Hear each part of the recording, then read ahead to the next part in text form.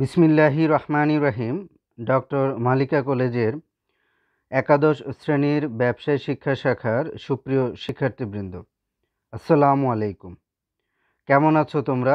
আশা করি আল্লাহ পাকের অশেষ রহমতে তোমরা সবাই ভালো আছো। আমরাও তোমাদের দোয়ায় আলহামদুলিল্লাহ ভালো আছি। প্রিয় শিক্ষার্থীবৃন্দ, আমি মোহাম্মদ রাসেল, প্রভাষক হিসাব বিজ্ঞান বিভাগ, আজকের এই ক্লাসটি উপস্থাপন করছি।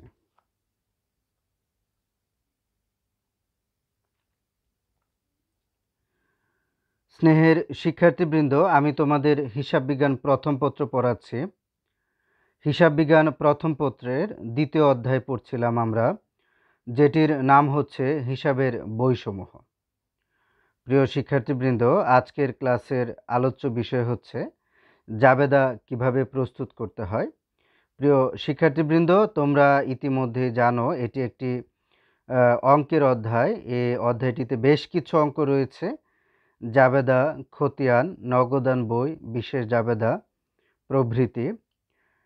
আজ আমরা জাবেদা কিভাবে প্রস্তুত করতে হয় সেটি আমরা আলোচনা করব, অর্থাৎ আজকের ক্লাসের আলোচ্য বিষয় হচ্ছে জাবেদা। প্রিয় শিক্ষার্থীবৃন্দ, চলো এবার বিস্তারিত আলোচনায় যাওয়া যাক।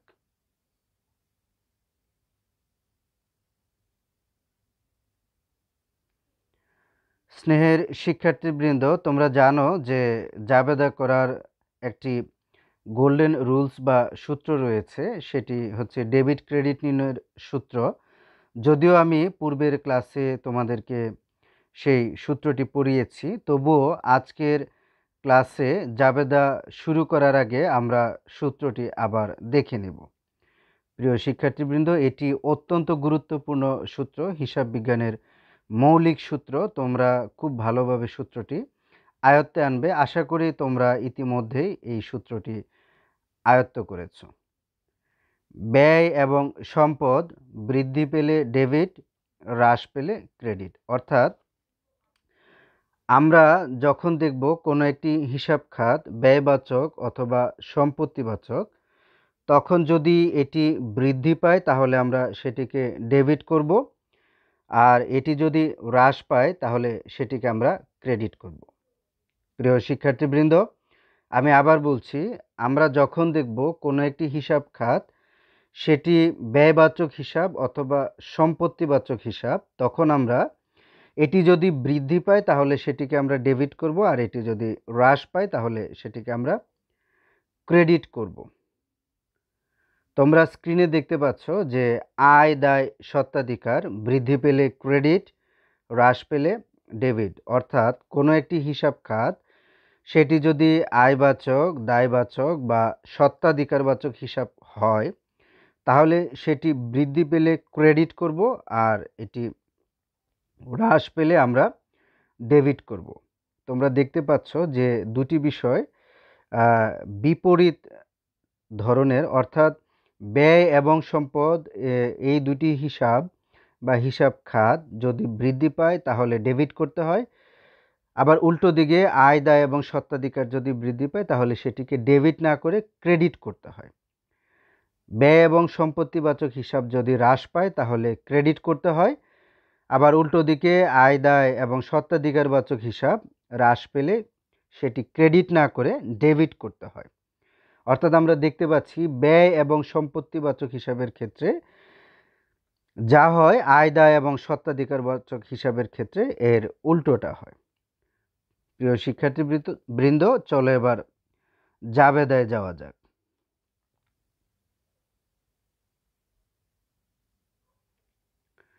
স্নেহের শিক্ষার্থীবৃন্দ, তোমরা স্ক্রিনে একটি ছক দেখতে পাচ্ছ, এটি হচ্ছে জাবেদার ছক। প্রিয় শিক্ষার্থীবৃন্দ, তোমরা দেখতে পাচ্ছ 5 কলাম বিশিষ্ট একটি ছক রয়েছে, ছকের উপরে একটি শিরোনাম রয়েছে। তোমরা অঙ্ক করার সময় বা এই জাবেদা নামক হিসাবটি প্রস্তুত করার সময় প্রতিষ্ঠানের যে নাম দেয়া থাকবে প্রথমে তোমরা সেটি লিখবে। আমি লিখেছি করিম ট্রেডার্স।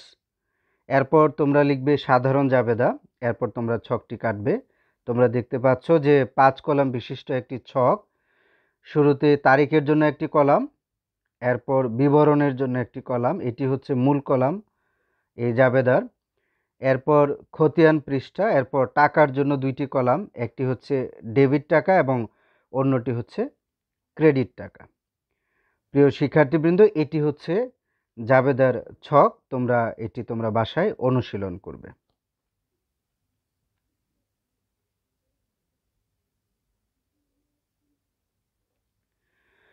স্নেহের শিক্ষার্থীবৃন্দ, আজ আমরা জাবেদা কিভাবে করতে হয় সেটি আমরা শিখব।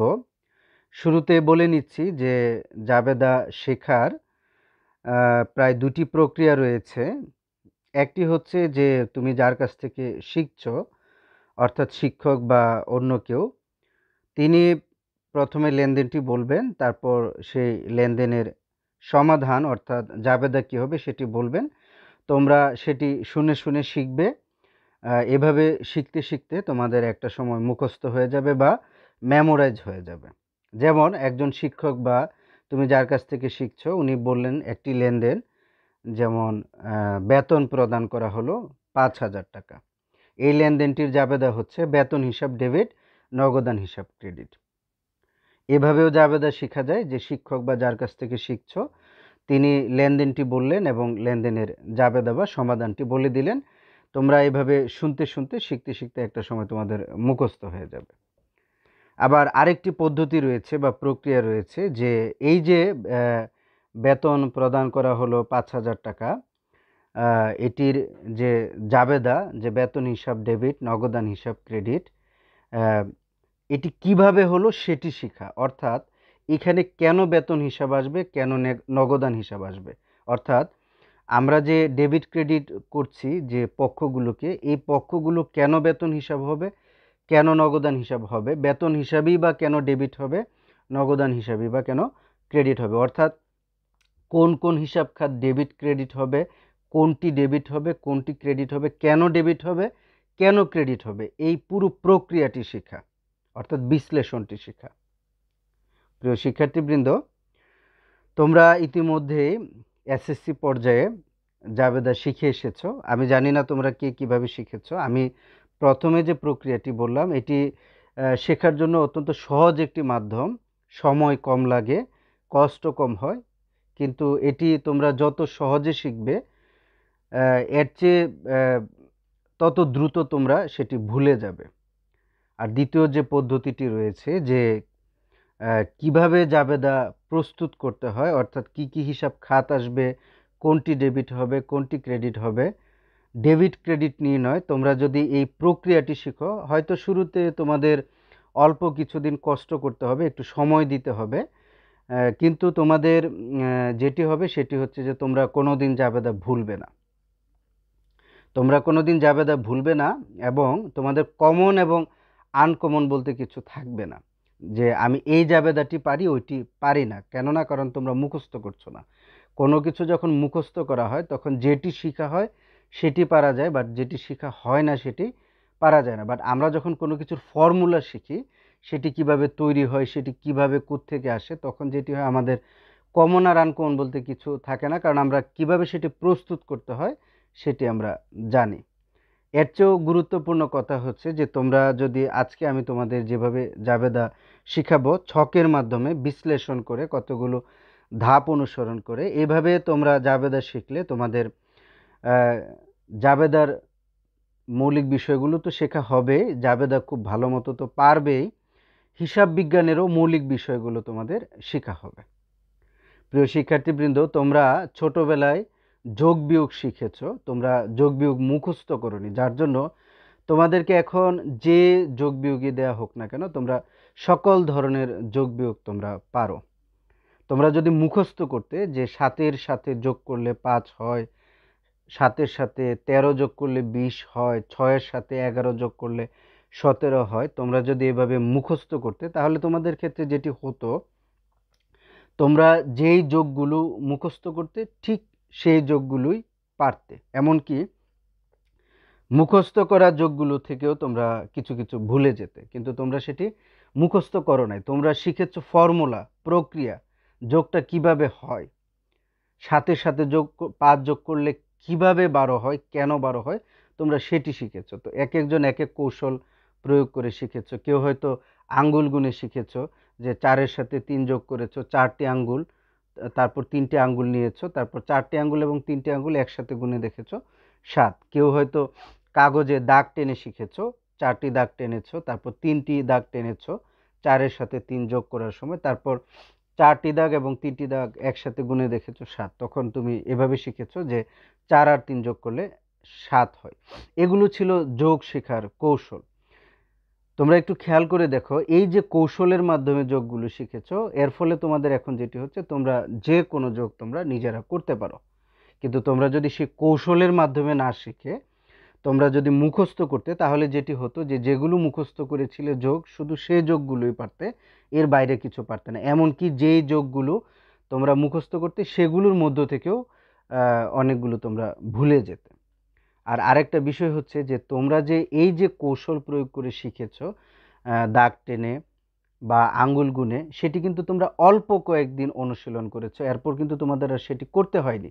যেমন এখন যদি তোমাদের কাউকে আমি জিজ্ঞেস করি যে 23-এর সাথে 8 যোগ করলে কত হয়, তোমরা কেউ আঙ্গুলও গুনবে না, তোমরা কেউ দাগও টানবে না, তোমরা কিন্তু ঝটপট বলে দিবে যে স্যার 23-এর সাথে 8 যোগ করলে 31 হয়। কারণ তোমরা ওই কৌশলগুলো অনুশীলন করতে করতে যোগের ব্যাপারে তোমরা পারদর্শী হয়ে উঠেছো। আজকের বিষয়টিও ঠিক তদ্রূপ। আমি তোমাদের একটি কৌশল শিখাবো, একটি ছকের মাধ্যমে, যেখানে কতগুলো ধাপ রয়েছে। তোমরা একটু কষ্ট করে সেটি শিখবে এবং আমার সাথে কিছুদিন তোমরা অনুশীলন করবে। তাহলে তোমাদের যেটি করতে হবে, এই অনুশীলনটুকু তোমাদের দিনের পর দিন করতে হবে না, অল্প কিছুদিন করলে তোমাদের সেটি রপ্ত হয়ে যাবে যোগ শিখার মতো। তারপর তোমরা যে কোনো জাবেদা তোমরা পারবে। তোমাদের হয়তো মনে হতে পারে যে স্যার আপনি একটি লেনদেনকে একটি পৃষ্ঠায় যেভাবে বিশ্লেষণ করে আপনি জাবেদা নির্ণয় করেছেন, আমরা যদি ঠিক এইভাবে বিশ্লেষণ করে জাবেদা নির্ণয় করি, তাহলে আমাদের একটি জাবেদা করতেই তো আমাদের 3-4টি অঙ্কের সমান সময় লেগে যাবে। তোমাদের উদ্দেশ্যে বলছি যে তোমাদেরকে সবসময় এভাবে বিশ্লেষণ করতে হবে না। তোমরা আমার সাথে শুরুতে অল্প কিছুদিন এইভাবে অনুশীলন করবে, তাহলে পুরো বিষয়টি তোমাদের আয়ত্তে চলে আসবে। এখানে যে ধাপগুলো অনুসরণ করে পুরো ছকটি উপস্থাপন করেছি, এটি তোমাদের ব্রেইনে সেট হয়ে যাবে। তখন একটি লেনদেন বলার সাথে সাথে এই ছকটি বা এই যে সম্পূর্ণ ধাপসহ যে ছকটি, এটি তখন তোমাদের ব্রেন ক্যালকুলেশন করে মুহূর্তের মধ্যে 1-2 সেকেন্ডের মধ্যে রেজাল্টটি বলে দেবে। প্রিয় শিক্ষার্থীবৃন্দ, চলো এবার জাবেদা নির্ণয়ে যাওয়া যাক। স্নেহের শিক্ষার্থীবৃন্দ, তোমরা স্ক্রিনে দেখতে পাচ্ছ একটি লেনদেন। নগদে পণ্য ক্রয় করা হলো 10,000 টাকা। শুরুতে আমরা দেখে নিই যে এটি লেনদেন কিনা। আমরা জানি যে কোনো ঘটনাকে লেনদেন হতে হলে এর কমপক্ষে 2টি বৈশিষ্ট্য থাকতে হবে। 2টি মানে 2টিই থাকতে হবে। যদি একটি থাকে আর আরেকটি অনুপস্থিত থাকে তাহলে হবে না। বৈশিষ্ট্য 2টি হচ্ছে যে টাকার অঙ্কে পরিমাপযোগ্য এবং কারবারের আর্থিক অবস্থার পরিবর্তন ঘটায়। টাকার অঙ্কে পরিমাপযোগ্য কিনা সেটি আমরা কিভাবে বুঝব? যদি দেখি আমরা একটি টাকার সংখ্যা দেয়া আছে, তাহলে আমাদের বুঝতে হবে যে এটি টাকার অঙ্কে বা অর্থের অঙ্কে পরিমাপযোগ্য। আমরা দেখতে পাচ্ছি যে এখানে বলা আছে নগদে পণ্য ক্রয় করা হলো 10,000 টাকা। যেহেতু এখানে একটি টাকার অঙ্ক দেয়া আছে, তার মানে এটি অর্থের অঙ্কে পরিমাপযোগ্য। তার মানে হচ্ছে এখানে প্রথম বৈশিষ্ট্যটি রয়েছে। দ্বিতীয় যে বৈশিষ্ট্যটি, কারবারের আর্থিক অবস্থার পরিবর্তন ঘটায়। নগদে পণ্য ক্রয় করার ফলে কারবারে পণ্য এসেছে, নগদ টাকা চলে গেছে। আমরা খুব সহজে বুঝতে পারছি খালি চোখে সাধারণভাবে যে এখানে কারবারের আর্থিক অবস্থার পরিবর্তন হয়েছে। এছাড়াও আমি আরেকটি কৌশল বলেছিলাম, সহজ কৌশল, যে 5 প্রকার যে হিসাব রয়েছে, সেই 5 প্রকার হিসাব অর্থাৎ আয়বাচক, ব্যয়বাচক, সম্পত্তিবাচক, দায়বাচক, স্বত্বাধিকারবাচক, এই 5 প্রকার হিসাবের যে কোনো একটিকে যদি হ্রাস অথবা বৃদ্ধি করে, তার মানে হচ্ছে এটি কারবারের আর্থিক অবস্থার পরিবর্তন ঘটায়। আমরা দেখতে পাচ্ছি যে নগদে পণ্য ক্রয় করার ফলে নগদ টাকা নামক সম্পত্তি চলে গেছে, অর্থাৎ হ্রাস পেয়েছে। তার মানে সম্পত্তিবাচক হিসাবকে এটি প্রভাবিত করছে, হ্রাস করছে, অতএব এটি কারবারের আর্থিক অবস্থার পরিবর্তন ঘটায়। আমাদের আর বিশ্লেষণে যাওয়ার প্রয়োজন নেই। তাহলে আমরা দেখতে পাচ্ছি যে এই বাক্যটিতে বা এই ঘটনাটিতে 2টি বৈশিষ্ট্য বিদ্যমান রয়েছে। এটি অর্থের অঙ্কেও পরিমাপযোগ্য এবং এটি কারবারের আর্থিক অবস্থারও পরিবর্তন ঘটায়। অতএব এটি একটি লেনদেন। তোমরা জানো যে লেনদেনের জাবেদা হয় কিন্তু ঘটনার জাবেদা হয় না। এটি যেহেতু লেনদেন অতএব এটিকে জাবেদাভুক্ত করা যাবে বা এটির জাবেদা করা যাবে। প্রিয় শিক্ষার্থীবৃন্দ, তোমরা দেখতে পাচ্ছ যে আমি একটি ছকের মাধ্যমে এটি উপস্থাপন করেছি। এখানে তোমরা 4টি ধাপ দেখতে পাচ্ছ। প্রথম ধাপ, দ্বিতীয় ধাপ, তৃতীয় ধাপ এবং চতুর্থ ধাপ। প্রিয় শিক্ষার্থীবৃন্দ, আমাদের প্রথম ধাপে যেটি করতে হবে, লেনদেনটিতে কয়টি পক্ষ জড়িত আছে এবং কি কি পক্ষ জড়িত আছে। তোমরা খেয়াল রাখবে যে কমপক্ষে 2টি পক্ষ জড়িত থাকবে, 2-এর অধিকও হতে পারে। আমরা এখানে দেখতে পাচ্ছি যে নগদে পণ্য ক্রয় করা হলো, এই লেনদেনটিতে যে দুইটি পক্ষ জড়িত আছে এবং পক্ষ দুইটি হচ্ছে, একটি হচ্ছে নগদান হিসাব এবং আরেকটি হচ্ছে ক্রয় হিসাব। প্রিয় শিক্ষার্থীবৃন্দ, পণ্য নামে, মাল নামে, চেক নামে কখনো কোনো হিসাব হয় না। তাহলে আমাদের হিসাব দুইটি হচ্ছে, একটি হচ্ছে নগদান হিসাব এবং আরেকটি হচ্ছে ক্রয় হিসাব। এই হিসাব খাত নির্ণয়ের ক্ষেত্রে তোমাদের একটি কথা খেয়াল রাখতে হবে যে কখনো হিসাব খাতগুলো পরিষ্কারভাবে উল্লেখ থাকে, কখনো উজ্জ্ব অবস্থায় অর্থাৎ লুকায়িত অবস্থায় থাকে। এ ব্যাপারে আমরা পরবর্তীতে আরও বিশ্লেষণ বা আলোচনা করব। তাহলে আমাদের প্রথম ধাপে যেটি করতে হবে, কয়টি পক্ষ জড়িত এবং কি কি পক্ষ জড়িত, বা কয়টি হিসাব খাত জড়িত বা কি কি হিসাব খাত জড়িত। আমরা দেখতে পাচ্ছি এই লেনদেনটিতে 2টি পক্ষ বা 2টি হিসাব খাত জড়িত। এই পক্ষ দুইটি বা হিসাব খাত দুইটি হলো, একটি হলো নগদান হিসাব এবং অপরটি হলো ক্রয় হিসাব। দ্বিতীয় ধাপে আমাদের যেটি করতে হবে, কোনটি কোনবাচক হিসাব সেটি নির্ণয় করতে হবে। আমাদের জাবেদা নির্ণয়ের ক্ষেত্রে বা জাবেদা করার ক্ষেত্রে এই ধাপটি হচ্ছে সবচাইতে গুরুত্বপূর্ণ।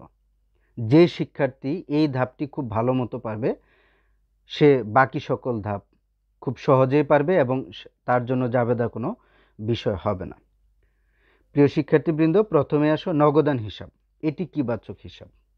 এটি একটি সম্পত্তিবাচক হিসাব। হিসাব নির্ণয়ের ক্ষেত্রে তোমরা অনেকে সমস্যায় ভোগো। আমি তোমাদের জন্য বিষয়টি একটু সহজ করে দিচ্ছি। তোমরা যদি হিসাব খাতটিকে প্রশ্ন করো যে এটি কারবারের জন্য কি, তাহলে তোমরা সে উত্তরটি পেয়ে যাবে। যেমন নগদান হিসাব কি বাচক হিসাব? তুমি যদি নগদান হিসাবকে প্রশ্ন করো যে নগদান হিসাব কারবারের জন্য কি, নগদান হিসাব বা নগদ টাকা হচ্ছে কারবারের জন্য সম্পদ, অতএব এটি সম্পত্তিবাচক হিসাব। এরপর আসো ক্রয় হিসাব। এটি ব্যয়বাচক হিসাব। কিভাবে ব্যয়বাচক হিসাব? ক্রয় করা মানে হচ্ছে ব্যয় করা বা খরচ করা। যেমন ধরো আজ তুমি এই পর্যন্ত তোমার আজ এই পর্যন্ত তোমার খরচ হচ্ছে মোট 100 টাকা। তোমাকে যদি বলি যে তুমি 10 টাকা দিয়ে একটি কলম কিনে নিয়ে আসো, কলম ক্রয় করে নিয়ে আসো, আজ এই পর্যন্ত তোমার ব্যয় ছিল 100 টাকা। তোমাকে আমি যখন বললাম যে 10 টাকা দিয়ে একটি কলম ক্রয় করে নিয়ে আসো, এখন যদি আমি তোমাকে প্রশ্ন করি, অর্থাৎ কলম ক্রয় করার পর যে তোমার মোট ব্যয় বা খরচ কত, তুমি বলবে 110 টাকা। কলমটি ক্রয় করার পূর্বে তোমার ব্যয় ছিল 100 টাকা। কলমটি ক্রয় করার পর তোমার ব্যয়ের পরিমাণ দাঁড়ালো 110 টাকা। তার মানে ক্রয় করার ফলে তোমার ব্যয় বৃদ্ধি পেয়েছে। তার মানে ক্রয় হচ্ছে একটি ব্যয়বাচক হিসাব। প্রিয় শিক্ষার্থীবৃন্দ, তাহলে নগদান হিসাব হচ্ছে সম্পত্তিবাচক হিসাব, ক্রয় হিসাব হচ্ছে ব্যয়বাচক হিসাব। তোমরা যারা এই হিসাব খাত নির্ণয় করতে গিয়ে সমস্যার সম্মুখীন হও, তোমরা আমাকে পোস্টের নিচে কমেন্ট করে জানাবে অথবা আমাকে মেসেঞ্জারে ইনবক্স করবে। আমি তোমাদেরকে আরও বিস্তারিত আলোচনা করে সেটি আমি তোমাদের ক্লিয়ার করে দেব। তার মানে হচ্ছে যে প্রথম ধাপে আমাদের নির্ণয় করতে হবে কি কি হিসাব খাত জড়িত এবং কয়টি হিসাব খাত জড়িত। দ্বিতীয় ধাপে আমরা নির্ণয় করব কোনটি কোনবাচক হিসাব।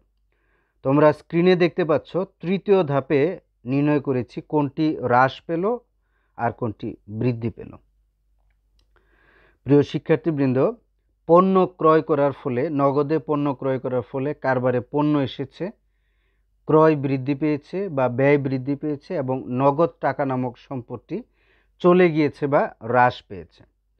পণ্য ক্রয় করার ফলে আমাদের কারবার থেকে নগদ টাকা চলে গেছে, অতএব এই যে নগদ টাকা বা নগদান হিসাব নামক সম্পদটি সেটি হ্রাস পেয়েছে। তোমরা দেখতে পাচ্ছ স্ক্রিনে আমি তৃতীয় ধাপে লিখেছি হ্রাস। পণ্য ক্রয় করার ফলে ব্যয়বাচক হিসাবটি বৃদ্ধি পেয়েছে, যেটি আমি একটু আগে তোমাদের উদাহরণ দিয়ে বলেছিলাম যে আজ এ পর্যন্ত তোমার ব্যয় বা খরচ যদি হয় 100 টাকা, তোমাকে আমি 10 টাকা দিয়ে একটি কলম ক্রয় করতে বলার পর সে ব্যয়ের পরিমাণ হয়ে যাবে 110 টাকা, অর্থাৎ ক্রয় করার ফলে ব্যয় বৃদ্ধি পায়। এখানে যেহেতু পণ্য ক্রয় করার হয়েছে, অতএব ব্যয়বাচক হিসাবটি বৃদ্ধি পেয়েছে। তোমরা স্ক্রিনে দেখতে পাচ্ছ যে ক্রয় হিসাবের তৃতীয় ধাপে বৃদ্ধি উল্লেখ করেছি।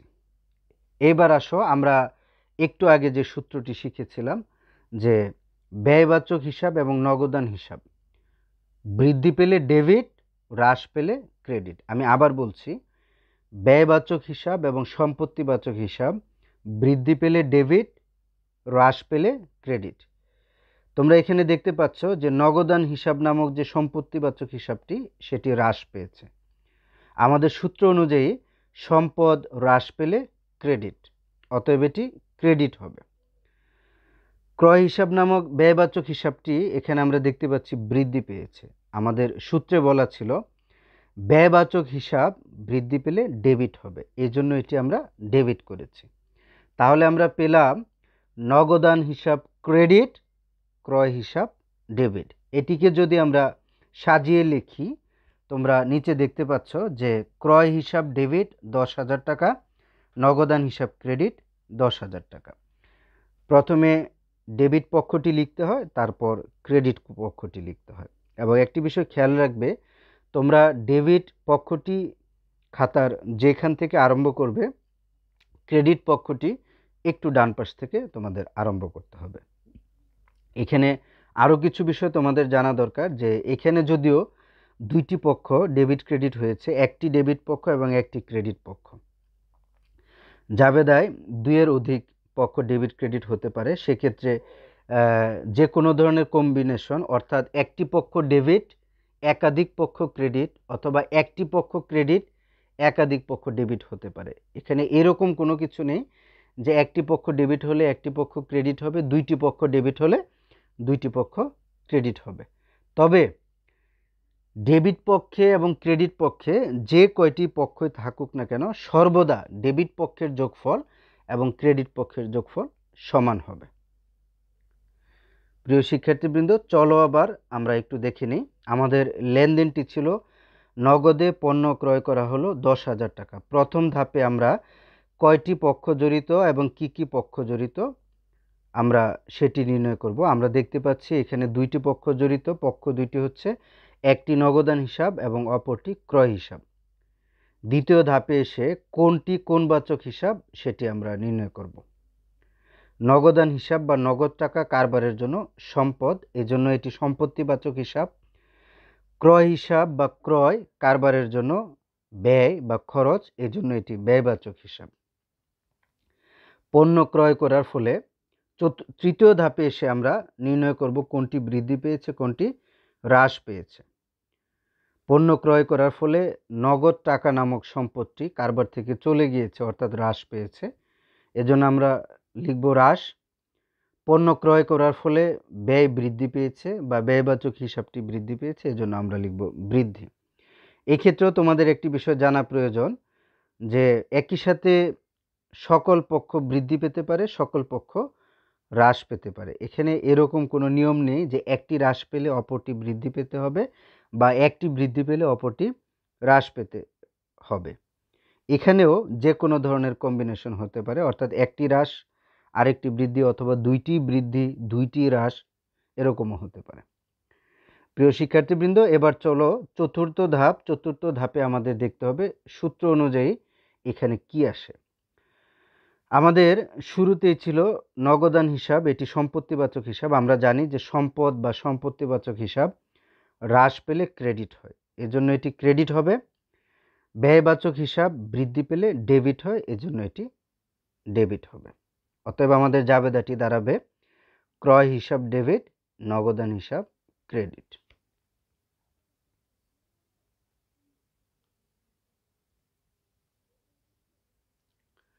স্নেহের শিক্ষার্থীবৃন্দ, আমরা আরও একটি লেনদেন বিশ্লেষণ করব। তোমরা স্ক্রিনে লেনদেনটি দেখতে পাচ্ছ। নগদে পণ্য বিক্রয় করা হলো 15,000 টাকা। আমরা যথারীতি 4টি ধাপের সমন্বয়ে একটি ছকের মাধ্যমে আমরা জাবেদাটি নির্ণয় করব। প্রথম ধাপে আমাদের কয়টি পক্ষ এবং কি কি পক্ষ জড়িত সেটি নির্ণয় করতে হবে। আমরা দেখতে পাচ্ছি এখানে 2টি পক্ষ জড়িত। পক্ষ 2টি হলো, একটি নগদান হিসাব এবং অপরটি বিক্রয় হিসাব। দ্বিতীয় ধাপে কোনটি কোনবাচক হিসাব সেটি নির্ণয় করতে হবে। শুরুতে নগদান হিসাব। আমরা আগের জাবেদাটিতেও আমরা নগদান হিসাব, সম্পত্তিবাচক হিসাব সেটি আমরা জেনেছি। নগদ টাকা হচ্ছে কারবারের জন্য সম্পদ। আমরা আমাদের সাধারণ জীবনে এটিকে আমরা সবচাইতে বড় সম্পদ হিসেবে চিনি। প্রিয় শিক্ষার্থীবৃন্দ, নগদান হিসাব হচ্ছে সম্পত্তিবাচক হিসাব, কেননা নগদ টাকা কারবারের জন্য সম্পদ স্বরূপ। বিক্রয় হিসাব কি হিসাব হবে? বিক্রয় কারবারের জন্য আয়। বিক্রয়ের মাধ্যমে কারবারের আয় অর্জিত হয়, তোমরা জানো। যেহেতু বিক্রয় কারবারের জন্য আয়, অতএব এটি আয়বাচক হিসাব। কোনটা কোনবাচক হিসাব সেটি নির্ণয়ের ক্ষেত্রে তোমরা অত্যন্ত সহজভাবে চিন্তা করবে। এটি নিয়ে যদি তোমরা বেশি জটিলভাবে চিন্তা করো তাহলে তোমরা ভুল উত্তর পাবে। যেমন বিক্রয় হিসাব কারবারের জন্য কিবাচক হিসাব, এটি নির্ণয় করার জন্য তোমরা খুব সহজভাবে এটিকে একটি প্রশ্ন করবে যে বিক্রয় কারবারের জন্য কি? তোমরা উত্তর পাবে বিক্রয় কারবারের জন্য আয়, অতএব এটি আয়বাচক হিসাব।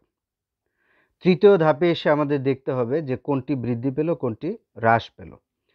পণ্য বিক্রয় করার ফলে কারবারে নগদ টাকা এসেছে।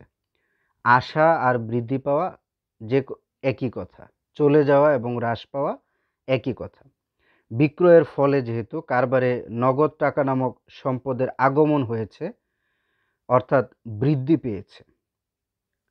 অপরদিকে বিক্রয়ের ফলে, পণ্য বিক্রয়ের ফলে কারবারের আয় বৃদ্ধি পেয়েছে, অর্থাৎ আয়বাচক হিসাবটি বৃদ্ধি পেয়েছে। অতএব বিক্রয়ের ক্ষেত্রেও আমরা বৃদ্ধি কথাটি লিখব। চতুর্থ ধাপে এসে আমাদের দেখতে হবে যে সূত্র অনুযায়ী কি হয়। আমাদের সূত্রটি ছিল ব্যয়বাচক এবং সম্পত্তিবাচক হিসাব বৃদ্ধি পেলে ডেবিট এবং হ্রাস পেলে ক্রেডিট। আয়বাচক, দায়বাচক এবং স্বত্বাধিকারবাচক হিসাব বৃদ্ধি পেলে ক্রেডিট, হ্রাস পেলে ডেবিট। আমাদের প্রথম হিসাব খাতটি হচ্ছে নগদান হিসাব বা সম্পত্তিবাচক হিসাব। এটি বৃদ্ধি পেয়েছে। আমরা জানি যে সম্পদ বা সম্পত্তিবাচক হিসাব বৃদ্ধি পেলে ডেবিট, অতএব চতুর্থ ধাপে এটি ডেবিট হবে। বিক্রয় হিসাব নামক আয়বাচক হিসাবটিও আমাদের বৃদ্ধি পেয়েছে। আমরা জানি যে আয় বা আয়বাচক হিসাব বৃদ্ধি পেলে ক্রেডিট করতে হয়, অতএব বিক্রয় হিসাবের চতুর্থ ধাপে আমরা লিখব ক্রেডিট। অতএব আমরা দেখতে পাচ্ছি যে নগদান হিসাব ডেবিট এবং বিক্রয় হিসাব ক্রেডিট। এবারে আমরা জাবেদাটি সাজিয়ে লিখব। নগদান হিসাব ডেবিট 15,000 টাকা, বিক্রয় হিসাব ক্রেডিট 15,000 টাকা। প্রথমে ডেবিট পক্ষটি লিখতে হয়, তারপর ক্রেডিট পক্ষটি লিখতে হয়।